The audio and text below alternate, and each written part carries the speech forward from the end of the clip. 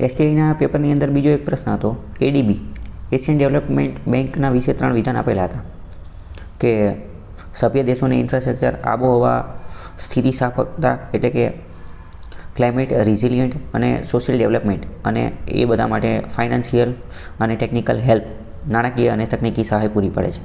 બીજું એવું કીધું હતું કે એનું હેડક્વાર્ટર મનીલા ફિલિપાઇન્સમાં આવેલું છે.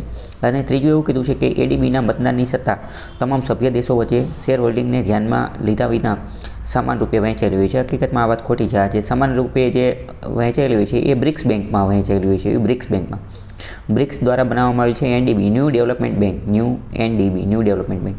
એમાં આ 5 દેશો વચ્ચે જે છે એ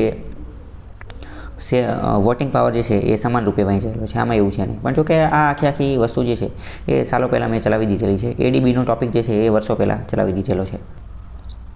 આજથી 5 વર્ષ પહેલાં આખો ટોપિક જે છે એ ચલાવી દીધેલો હતો. એશિયન ડેવલપમેન્ટ બેંક જે છે આ સ્ટડી ટેલરની તે યુટ્યુબ ચેનલ છે. 5 વર્ષ પહેલાં બધી વસ્તુ ચલાવી દીધેલી હતી કે 19 ડિસેમ્બર 1966 બનેલી હતી ને કઈ જગ્યાએ છે ને કેટલા સભ્યો છે ને તમામ વસ્તુ ચલાવેલી હતી.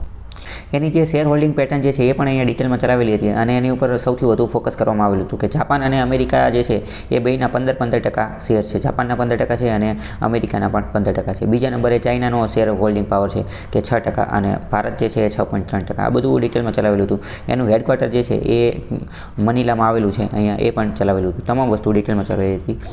આપણે જે રેગ્યુલર ક્લાસીસ થાય એ રેગ્યુલર ક્લાસીસની અંદર પેઇડ કોચિંગની અંદર રોજબરોજના કોર્સની અંદર તો આ બધું ડિટેલમાં ચલાવી જ છીએ, પરંતુ 5 વર્ષ પહેલાં આ આખું યુટ્યુબમાં ફ્રી રૂપે પણ તમામ વસ્તુ જે છે એ અપલોડ કરી દીધેલી હતી.